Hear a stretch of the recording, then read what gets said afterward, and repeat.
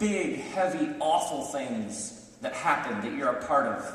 Relationships that fall apart. Serious moments, like a moment a few years ago when a whole group of people in our church set out to have my ordination revoked because I wasn't fit to preach the gospel. So it's like, wow, that's something, I guess. Because if I don't have that piece of paper, what would I do? And there is my experience. So there are the big things, and yet there is a way in which the comments, and it's just good people, sometimes it's people who just have a relationship with you because they've listened to you, and you don't, and so they have their first maybe encounter with you one-on-one in the hallway, and they're not at their most articulate or relaxed or at ease or whatever, and so things are said, and you have a sort of embracing ocean of love and compassion for them, and yet somehow that little thing got in there and it's stuck. I call this, over time, it's a sort of death by paper cuts. And my experience has been with leaders is it's easy to name exhaustion, burnout, pain from the big things. I went through that. Well, of course, I feel a little bruised and beaten up and wounded by that. Well, of course, I'm limping because of that thing. I got kneecapped with a baseball bat in that situation. But what I would argue is even more painful and wounding are all of these little tiny things that we absorb over time, but we are so convinced, for all sorts of reasons, that this shouldn't affect me, that we don't really know what to do with it. Because, like, what am I going to go? Seriously go to a therapist for that comment? And the truth is, they start to build up, and you're really bleeding by now, but it's from 1,000 of those little moments. And what I have learned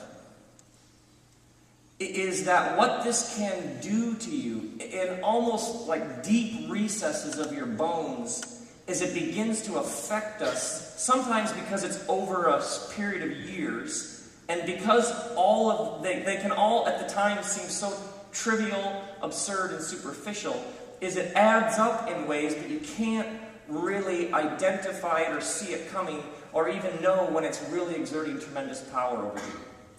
And so there's a couple of things in my experience that can start to happen. We hold back.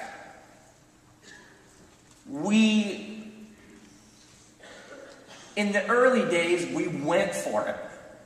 We had that idea, and we were like, let's do it. Let's organize the whole Sunday service around it. Let's see. And if it fails, if it doesn't work, if people have a sort of, I refer to them as Radiohead sermons. I know I'm supposed to get it, but I don't.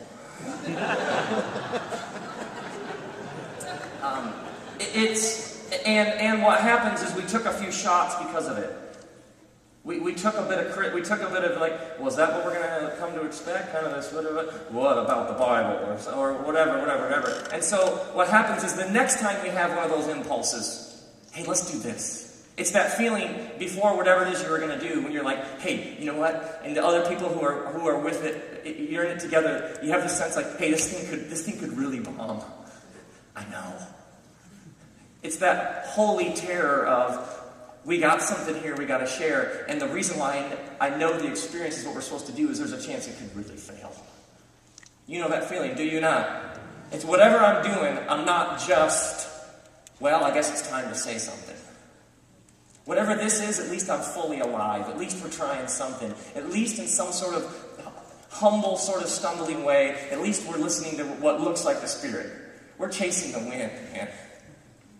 And better at least to fail doing that, or whatever that means, because then you realize that's not failure. That's just, well, now we know what we won't do in the future. It's no failure, it's just another opportunity to learn and grow and evolve and change and transform. And so what happens over time is it's like, wait, if I put myself out there like that, and I receive those things, the next time you get one of those, it's like, you back off. You hold back. If they trampled on those pearls, no way am I handing this one over.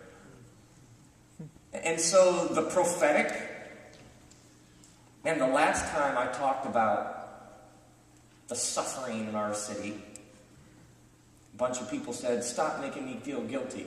Well, that was never my intent. I was just saying that one of the things Jesus teaches us is to say, oh, okay, then I guess that's, you back off on the prophetic. Back off on the creative. You are working on something and you realize, with this particular content, in this particular situation, I need to tell that story of that thing that happened to me that time. You share it with a couple friends. I'm thinking about sharing this. I don't want it to be exploitive. I don't want to unnecessarily manipulate people's emotions, but there's this thing that happened to me, and it's pretty personal, and you wrestle through it, because once you share something personal, you can't get it back. So one of the things my wife and I work through is sometimes I have to come home and say, hey, I'm thinking about sharing this. And we have others who help us sort through, because once you share it, then it's public. Sometimes I think, man, some of my best material, no way I'm sharing that. Because then it's no longer ours. It's everybody's. And it's not for, it's just, sometimes you just got to hold on to certain things that just belong to you. But other times there's just like, you know, I need to tell that. Because I think if I tell that, in the context, know the parts, name the parts, arrange the parts, I think that story is going to be a sort of door through which a bunch of people can come into this cathedral I'm trying to build. And you do that, and you take a shot, you take a hit. Somebody says, well, I've heard that. And then the next time you have one of those, you think, no way am I bringing that out after what happened last time. And maybe you don't even realize it. Maybe what happens over time is this sort of callus builds up where we aren't even able to go to some of those places because it's just like, shut up, like, nope, shut off. Other times, lists and labels. Those people are bad, dangerous, mean, nasty, too theologically smart for their own good. And so those people are just keep them there. And a labeling system develops, or a list of that group. Oh, so-and-so, I know what they said, and I just realized that they are in a small group with those folks. So clearly they've infected them. So if we're going to head this way, just... And so we develop these to protect ourselves. So-and-so. And sometimes what it is it's not even rooted in reality. It's a perception we have because of something that happens. And it may not even be true. We're talking about perception. Sometimes it's our own inflated sense of ego. You're either for me or with me. But nevertheless, what happens is very easy to develop lists and labels. And sometimes, and we'll talk about in a minute when that's totally legit, and yet other times the real truth is somewhere back there. We got a paper cut. And we didn't call it that, and now we're trying to protect ourselves. And then there's just flat-out revenge. Sometimes there's passive revenge, which is, I don't feel like giving my best today. Why don't I give you my best? I've been here for 3 years, 5 years, 20 years. It's for you it's just one more Sunday. But for me it's no. And we just, sometimes I'm punishing them in a sort of passive way. Because they hurt me, and so no way are they getting my best. No way am I going to put the hours in on that particular sermon. That's what they do with my stuff. That's what they do. I expected I had assumptions about this, and it wasn't met, and now sometimes we're not even aware of it, but what we're really doing is we're withdrawing, we're holding back, and it is a passive form of revenge. Sometimes it's just active revenge. We do want to harm somebody, we do want to slander somebody, we do want to, oh yes, so-and-so, and this one you could always use, oh so-and-so, yes, I've it's all confidential, but I've had some counseling points with him. Not that I'm saying anything, but